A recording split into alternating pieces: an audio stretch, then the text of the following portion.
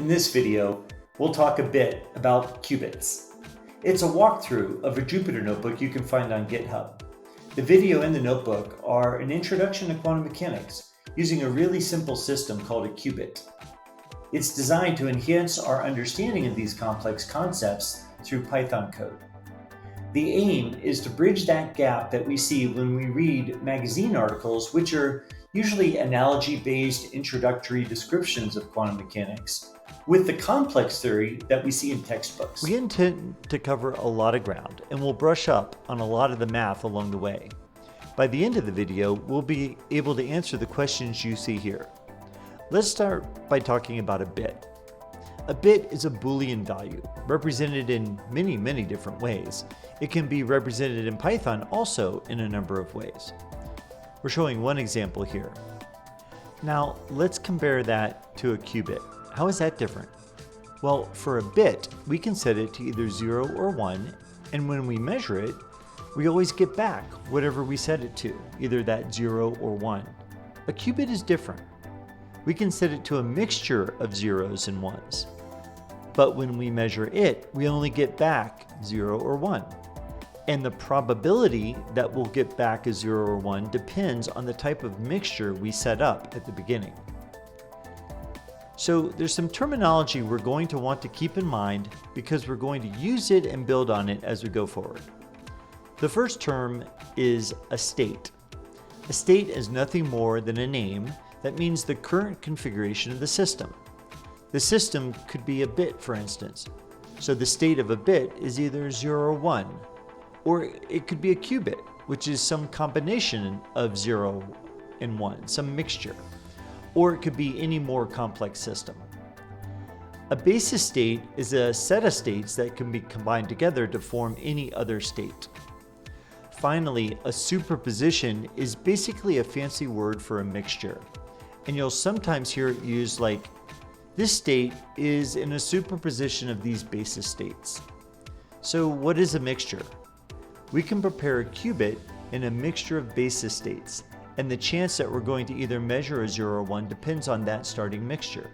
So even when the qubit is mostly 0, it could turn out that we can measure a 1, or vice versa. Don't worry, as we go along, we'll unpack all of this. Let's do a little refresher on math. So you may have heard the term vector, and you know that a vector is just a list of numbers. You may have heard the term vector space. All a vector space is the set of all possible vectors.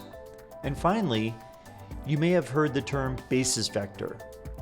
Let's look at a concrete example using a chessboard to better understand these terms.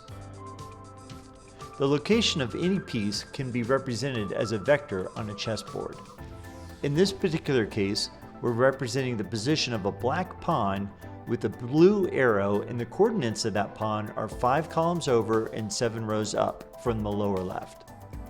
Now it's possible that we could actually change our basis set, use a different set of links for x and y, and represent the exact same pawn with a different set of numbers, as I've shown on the right-hand side. So that black pawn on both sides is in the same place, but depending on how we define the length in x and y direction, the numbers are a little bit different for those vectors. If we remove all of our pieces on the chessboard except for one, we can define the whole state of that chessboard based on the location of that one piece. So if that one piece was at 5, 7, we could refer to the state of the entire chessboard as 5, 7. We can represent vectors and superpositions of vectors using the library called NumPy in Python. So here we've just done the math where we have 2 basis vectors and then 2 coefficients, and we create a new position vector that describes where that piece is on the board based on those coefficients. Alright, so let's get back to the idea of defining the state of the system. So we're going to create a very simple system, which is the chessboard, but we're only going to have one piece on it, so the state of that chessboard is just based on where that piece is on the chessboard. We can define that using a vector or describe that state using a vector like the blue line here in the chart. And using a superposition of basis states, we can define this blue vector in terms of the red vectors on the chart. So in physics, we typically use the Greek symbol psi to indicate state. And so I've shown here the state of the board is a linear superposition of the 1, 0 and 0, 1 vector. Now we can introduce some notation to make working with basis states a little easier. As you can see in the upper left-hand side, we define a state which is the superposition of the 1, 0 basis state and the 0, 1 basis state. And each of them has their own coefficient, in this case alpha and beta. And to make it just a little bit simpler, instead of using the 1, 0 vector notation, we introduce something we call ket notation for each vector. It's simply the zero-based index of the vector inside a line and right-handed bracket. When we write out our basis states at the bottom, you can see that it's just a linear superposition of those same vectors in the new notation. This is a preview of what we call Dirac notation. Now, let's talk about the coefficients in our state equation. As it turns out, quantum mechanics requires that the coefficients in the state equation must be complex numbers. A complex number is nothing more than a sum of an imaginary number plus a real number. An imaginary number has the unique property that when you multiply it by itself, you get a negative real number. Whereas when you multiply a real number by itself, you always get a positive real number. This expressiveness is critical for quantum mechanics. We can represent complex numbers and the superposition of basis states in Python as well. Physical theories are models of our universe that allow us to make predictions that we can experimentally test. When the measurements we make agree with the theory, our confidence in our theory and our understanding of the universe is elevated. In classical physics, our theories are equations that predict the value we'll measure given the initial conditions about the system. We assume that any measurement of the system has negligible effect on the system itself. On the contrary, in quantum mechanics and quantum physics, we no longer assume that we can predict the value of any measurement. Instead, we merely predict the probability of each of the number of possible measured values. Also, we no longer assume that measuring a system leaves the system unchanged. Mathematically, a measurement in quantum mechanics is described by an operator. In the case of a qubit, this is a 2x2 matrix. We'll call it A. When we take a measurement of a system in some state, psi, by acting on it with the operator A, we get back a measured value, which we'll call lambda. And we change the system to a new state, which we'll call phi. Fortunately, there's a mathematical relationship between these objects that we can use to predict the likely values we'll measure and the likely states the system will end up in. The relationship between these objects is known as an eigenvalue equation. In this example, lambda is an eigenvalue of the operator A, and phi is an eigenvector of the operator A. The big takeaway is that the set of possible measured values and the set of possible measured resulting states are entirely determined by the type of measurement being made, A in this example. Linear algebra and the associated Python library enable us to characterize any operator. We can look at a number of operators related to qubits. The projection operator returns a value indicating how much a state psi overlaps with a given basis state. We can use Python to construct a projection operator. By using the NumPy library, we can determine the eigenvectors and their associated eigenvalues for any operator. As you can see, the eigenvalues of the projection operators for a qubit are 0 and 1, and the eigenvectors are the basis states of the qubit. Let's investigate the simplest of all operators, the identity operator. When it acts on any state, it returns the state untouched. It's no surprise that the eigenvalues are 1 for this operator, and that any and all states are eigenvectors of this operator. Now we'll explore some operators that are critically important for qubits. They are the polyspin matrices. They allow us to measure the spin of a qubit in one of three directions, x, y, and z. By looking at the eigenvalues of these matrices, no matter which direction we measure the qubit spin, we always will get either a -1 or a 1. Notice that the eigenvectors of the polyspin matrix in the x direction are the traditional basis states of a qubit. The eigenvectors of the other matrices are each a linear combination of those traditional basis vectors. The same way that the state of a system can always be represented as a superposition of basis states, any operator on a qubit can be represented as a linear combination of polyspin matrices and the identity operator. So in other words, any measurement we want to do on a qubit can be decomposed into the polyspin matrices and the identity operator. The word operator in the phrase, "this operator acts on the state," paints a picture of the operator taking an active role in changing the measured state to the resulting eigenvector state. This is reinforced when we are introduced to matrices and when presented with a matrix that rotates or changes the magnitude of a vector. Instead, we can think of an operator as a filter. When we measure a system psi, which can be viewed as a linear composition of the eigenvectors for the operator, psi passes through the operator, which filters out all but one component of psi, returning an eigenvector. The value we measure is associated with the remaining eigenvector after that filtering operation. While this filtering model is not perfect, it establishes some intuition when we start to think about making predictions with quantum mechanics. You'll hear the phrase wave function collapse. It's simply the idea that a state, when measured, will change to an eigenvector of the operator. The state acted upon by the operator psi is often referred to by scientists as a wave function.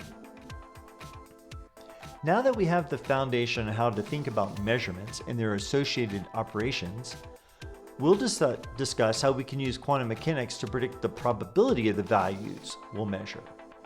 First, we'll explore this by using an example. We construct 20 identical single qubit systems. The state of the qubits in these systems are exactly the same. The state is composed of 88% of the 0 basis vector and 12% of the 1 basis vector. For each system, we measure the spin of the qubit in the z direction. We tally up the zeros and ones and take the average. In this example, the average is around 0.83. But we want to calculate this value instead of performing all the experiments. To do that, we calculate something akin to a dot product. Specifically, we calculate the complex inner product. We do this by taking the transpose of the complex conjugate of psi and then multiplying it by the product of the operator acting on psi. This is called the expectation value. We can do the calculation for this prediction in Python and see that it is similar to what we measured in our set of experiments. Since the transpose of the complex conjugate of a state is a common mathematical operation, Paul Dirac created the bra in bracket notation. When we combine bra notation and the ket notation that we saw earlier, we're left with a bracket. Thinking of operators as filters is useful, but not entirely accurate. We'll explore this further to expose an important nuance of quantum mechanics. Let's consider an imaginary system with a small flying disk flying through a small slot in one or more walls. We'll look at 4 cases and compare what we might expect intuitively to what quantum theory predicts, and subsequently experiments have confirmed. In the first case, the slot in the wall is aligned perfectly with the disk.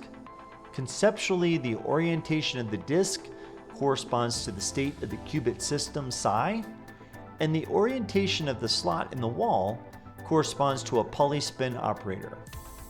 The disk is able to penetrate the wall.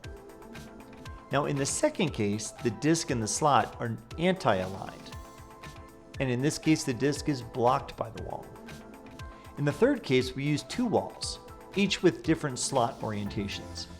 We're not surprised that the disk can't penetrate these barriers, since we already just saw that it was blocked by the vertical slot in case 2. Now in case 4, we use case 3 as the starting point and insert one additional wall in the middle. The slot for that wall is neither horizontal nor vertical. Instead, it's diagonal. And when we measure the penetration of the disk through these walls, we find that it passes through them around 86% of the time. Furthermore, the orientation of the disk is no longer horizontal. When it makes it through, the orientation is vertical. As it turns out, the best way to think about quantum measurements is combining operational and filtering viewpoints. In our discussions about expectation values, we started with a state that is a superposition of basis states. It turns out that the complex coefficients in that equation of state can tell us about the probability of measured values we get when applying a projection operator.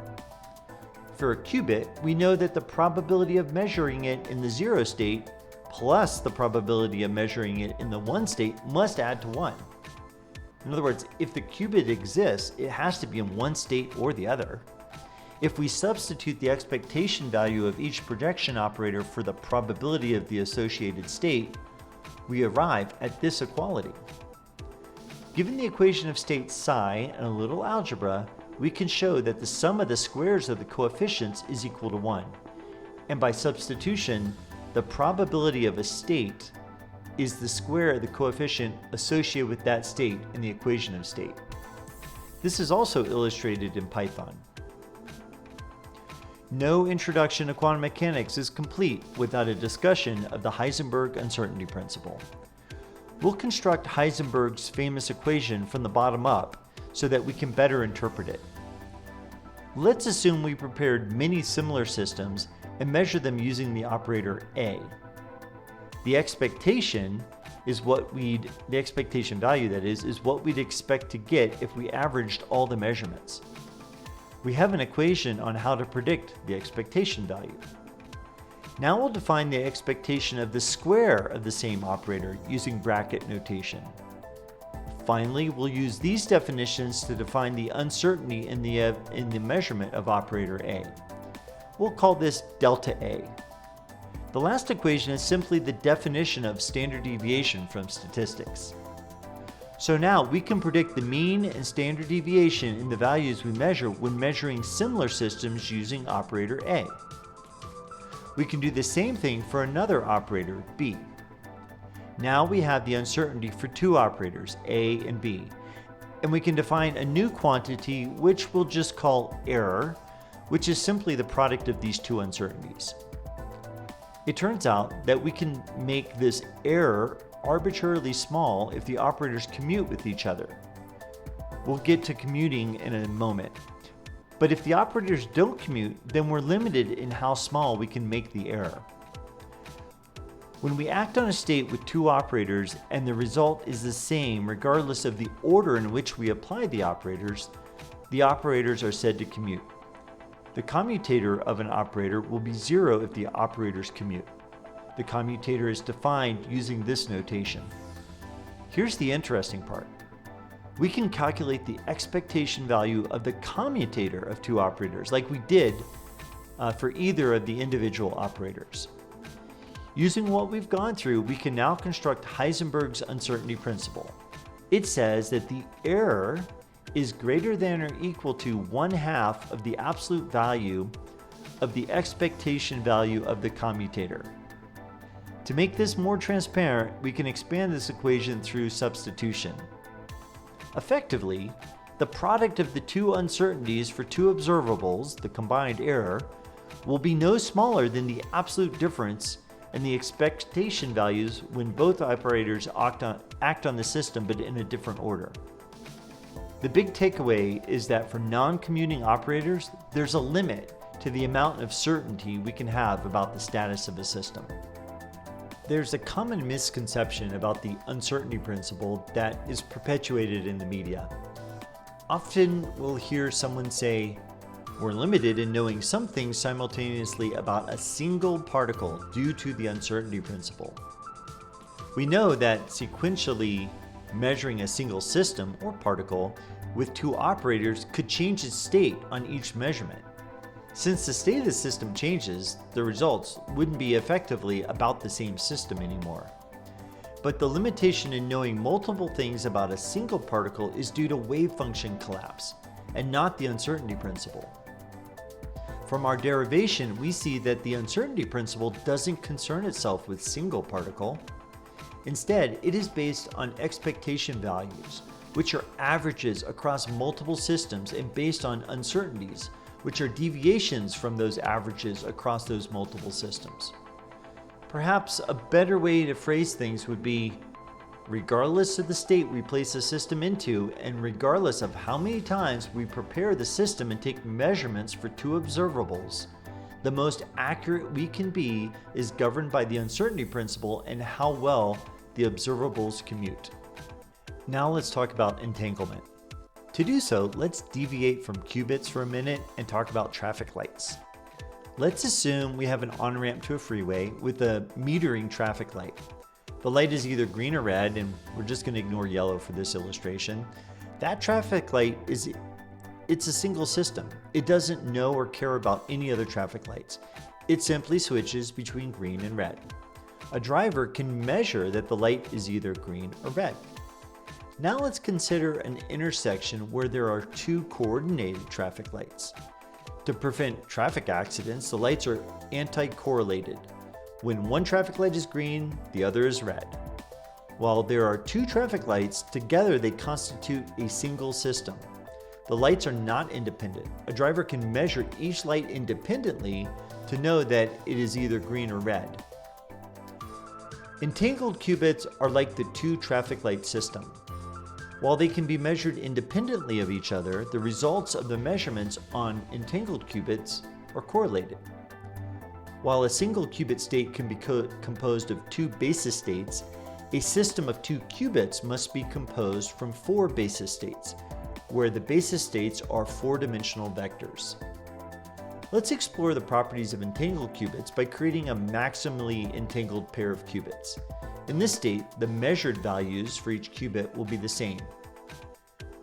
Backward from our traffic light example, by the way, we can create an operator that measures the value of the first qubit without measuring the value of the second qubit. Since our basis states are four-dimensional, this matrix will be a 4x4 matrix operator. We can also generate an operator that does the same thing for the second qubit. Using Python, we can calculate the eigenvectors and eigenvalues of each operator. Now, let's make this more interesting by creating the two-qubit system in this maximally entangled state. When measured, the system will collapse into one of the two states. Then, we'll separate the qubits by a large distance. Next, we'll arrange to measure the qubits in quick succession, faster than a signal could travel between them. First, we measure qubit A to have a value of -1, and next we measure qubit B to have the same value.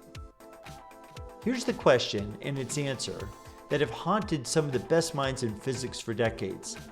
Is the state of the system predetermined when the system is created, or is the system somehow communicating its collapse from the first qubit to the second qubit at superluminal speeds?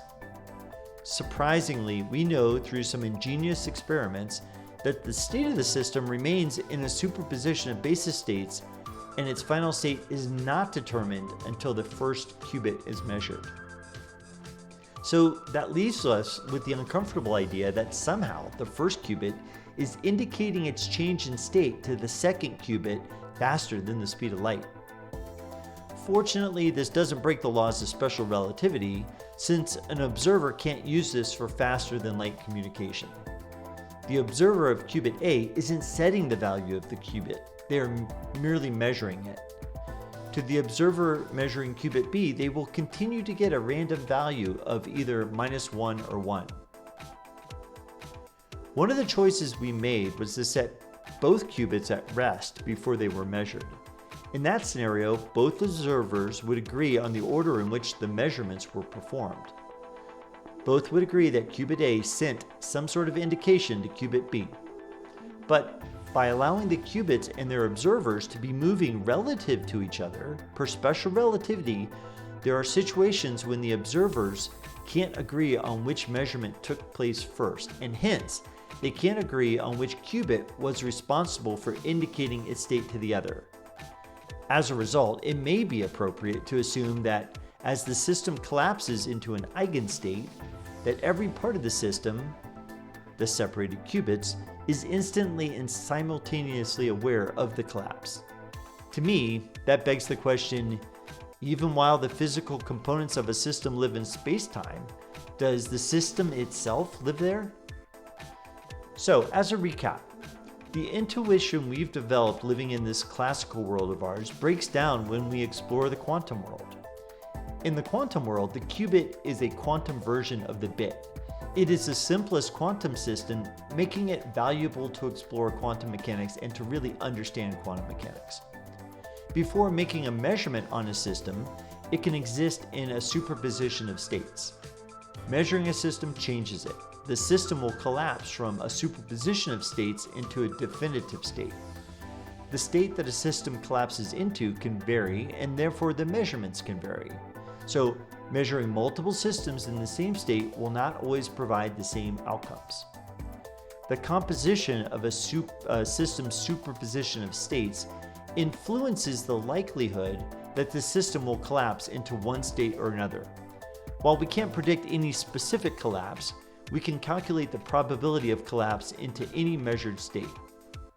The state of a system can be described mathematically with vectors. Measurements can be described mathematically using operators.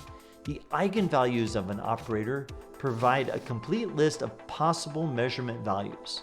The eigenvectors of an operator provide a complete list of the states that a system could collapse into when measured. It is possible to prepare systems in a superposition of states that reduces or even eliminates the uncertainty in the measurement of a given observable. For instance, preparing a system that is already in an eigenvector of the observable will always yield the eigenvalue of that eigenvector. For some pairs of operators, it's not possible to prepare a system that eliminates the measurement uncertainty of both operators simultaneously. The minimum uncertainty is governed by the Heisenberg uncertainty principle.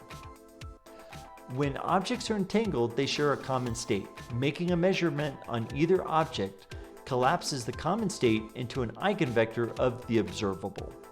Measurements on entangled objects can be correlated since they share the same state. So in closing, if this video was interesting or helpful, you may wish to explore the associated Jupyter Notebook and use the Python code there as a start for further exploration.